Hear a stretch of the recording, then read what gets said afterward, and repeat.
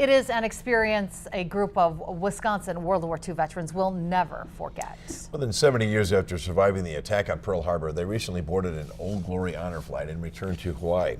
Our Jeff Alexander traveled with them on their emotional journey. He joins us now to continue his series of special reports. It's special indeed. It was a great trip, and one of the real highlights during our days in Hawaii was a private evening on board an historic World War II battleship. It was a chance for the veterans to see the exact location where their courage and sacrifice in World War II finally paid off.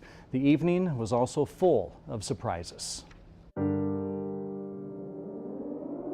December 7th, 1941, a date which will live in infamy.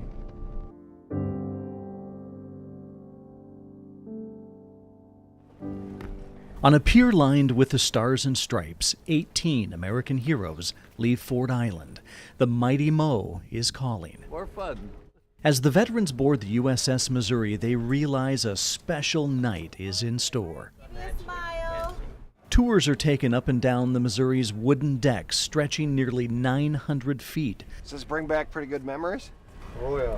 Stories are told beneath her massive guns, fired in World War II, the Korean War, and the Gulf War. So when you fire those, they leave craters in the ground. The tour concludes on what's called the surrender deck.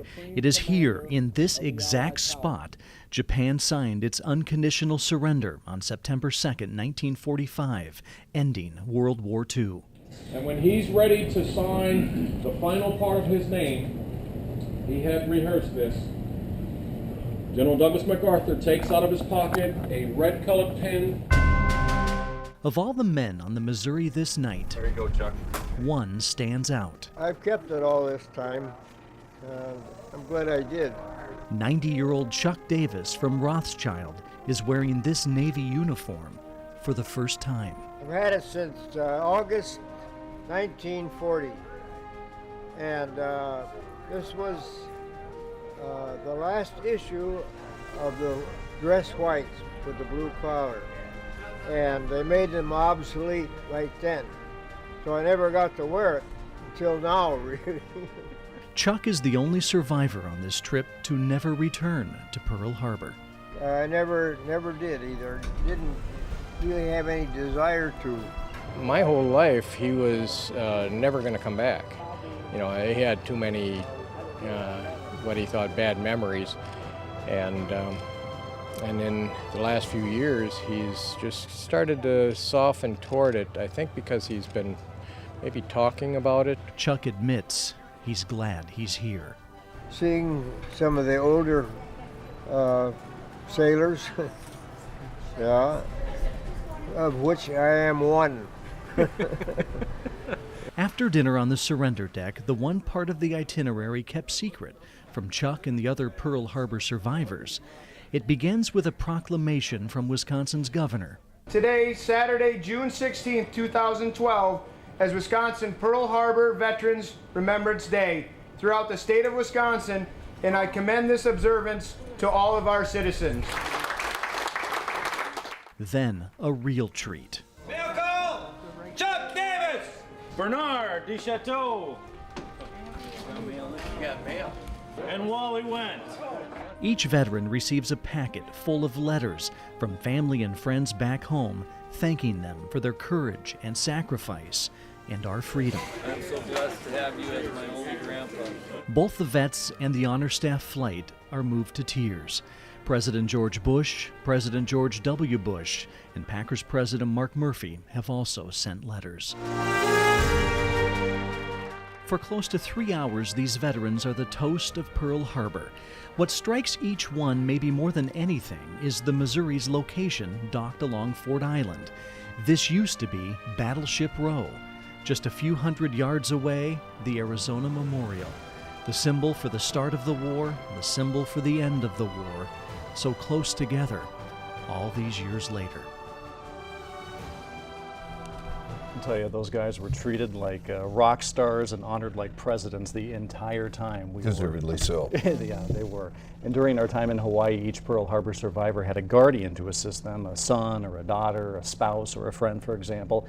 Tomorrow, the touching story of a Green Bay veteran. He had 2 guardians spanning 3 generations. It was really neat to see. For more than a week now, Dan Baker has opened his home to a constant stream of hundreds of visitors, former students, colleagues, and friends, not just wanting, but needing to say goodbye. We tell them it's a big celebration now.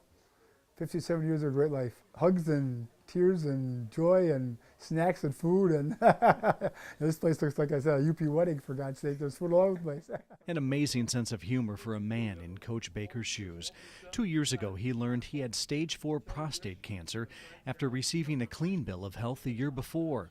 The cancer then spread to his bones and eventually his liver. Doctors say Coach Baker is down to his final days. You go one way, up or down. You can sit there and wallow in pity, or you can enjoy it, and enjoy it. And I'm surrounded by an amazing group of friends and family. And so. It was just last night Coach Baker learned De Pere High School, where he taught and coached for 35 years, is dedicating its track in his honor. I thought it'd be someplace else, maybe a urinal someplace, who knows? Coach Baker quickly points out he's just kidding and calls the honor extremely humbling. After tonight, he plans to simply rest at home and spend what little time he has left with family and friends. Above all, he says he is at peace. The big guy. You'll be, oh, Baker, here's that book. Let's take a look at what's going on in your life here, buddy. And I've had many friends say it's going to be very peaceful, and actually it will be. You'll see everybody and say hi, my dad. We're coming up, Pops. But yeah, it's going to be okay. Okay. Jeff Alexander, Action 2 News, De Pere. A Forest Junction man is celebrating a rare and inspirational milestone today. Jeff Alexander has the story. You would never guess Reuben Ott. You know what I mean? Turns 105 today. Born in 1908, Reuben started farming when he was 19, although his parents made sure he stayed single. You can't get married till you're 21. How come? They didn't think I was any good. They thought I couldn't handle a wife, or I don't know what. Well, Reuben proved he could handle a lot. A wife, 11 kids, 300 cows, and 650 acres of land. He also sold Christmas trees, hauled milk, and sawed logs. My whole life was, I always worked cheaper than the other guy. I always had more jobs than I could handle. Cutting hay and combining, I had to combine. I worked many days from 8 in the morning till 7 at night, till I was 95. Reuben may finally be retired, but he isn't slowing down. My invention. When the roads aren't icy, he drives himself to the local restaurant in Forest Junction to socialize and share stories. As for his longevity, Reuben has a list of things. I never smoked, and I never drank any alcohol. And in fact, I never would go in a tavern. I couldn't sit, and if I did go in, I couldn't sit on a bar stool. I was always looking around. I always could see the devil behind me. What he does drink, though, is milk, a lot of it, and only whole milk. 1% milk? No, I wouldn't even give it to my cats. There's also a ritual he's done every day for the past 30 years. A few times I've been to the hospital, and they wonder, what the devil is that guy rubbing his belly for? I throw the blankets back, and I'm rubbing on my belly. I rub my belly 85 times every morning, clockwise. That stirs the soup. But of all his secrets, I went rehearsing 2 nights a week. Mother, I'll be there. Besides my work, In answer 2 nights a week for close to 80 years. Reuben Yes, says tell singing my keeps him young. Mother, I'll be there. I mean, I don't practice anymore, but it's still there. And so is Reuben. He'll officially celebrate his latest birthday on Sunday with quite the guest list. His 11 kids, 87 grandkids, 51 great-grandkids, 22 great-great-grandkids, and 4 great-great-great-grandkids. Oh, these darn kids. Jeff Alexander, Action 2 News, Forest Junction. If it works for him, I'm going to give it a shot. The Rub world, the belly. the world according to Ruben. Happy birthday, Ruben. He needs a hat now that says 105 on it. I noticed that too. We got to get him a new hat. That's so awesome. Congratulations, my friend. D-Day veterans from around Wisconsin will gather in Madison tomorrow for a ceremony marking the 70th anniversary of the historic World War II battle. Tonight, Jeff Alexander brings us the story of a Hobart man still haunted by that day. Just shy of 90, Bob Reiners still loves the game of golf. In early June, though, even golf is hard for Bob to enjoy. I hate this time of the year. I hate it because of the memories I have. I used to love spring because spring meant life. Now it has a different connotation. Bob grew up on a farm in Rochester, New York. After the attack on Pearl Harbor, he joined the Navy. By the spring of 1944, Bob could sense he was about to be a part of a massive invasion. You know, most people don't realize that before World War II, there was no amphibious Navy. None whatsoever. And from 41 until 44, they built an amphibious Navy, the likes of which the world has never seen. As a Navy man, Bob learned his job would be to transport troops to shore and keep them supplied with ammunition. On June 6th at 3:45 in the morning and 10 miles out at sea, Bob's landing craft headed for the beaches of Normandy. What was going through our mind was, what the hell is going to happen next? As the sun came up, Bob couldn't believe what he saw on the water and in the air. There was an invasion fleet. It looked like you could have walked all the way back to England and never even gotten wet. There was a black cloud approaching from England. And as it got closer to it, it wasn't a cloud at all. It was aircraft of all kinds. There were hundreds of them. Within seconds of reaching shore, Bob says the beach erupted in gunfire and explosions from U.S. planes overhead and German troops on land. I don't know how the hell anything withstood the bombardment that beach took.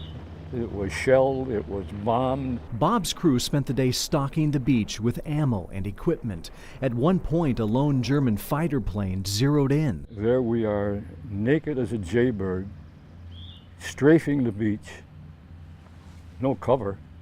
You hit the sand and you hear those damn bullets. It's just pounding all around you. When it's all over you, you can't believe it. By Christmas 1944, Bob was back home. A job as a Coast Guard recruiter brought him to Green Bay, where he eventually started a construction company and served 2 terms on the Brown County Board. 70 years later, Bob says D-Day is still vivid and haunts him because of all the bloodshed.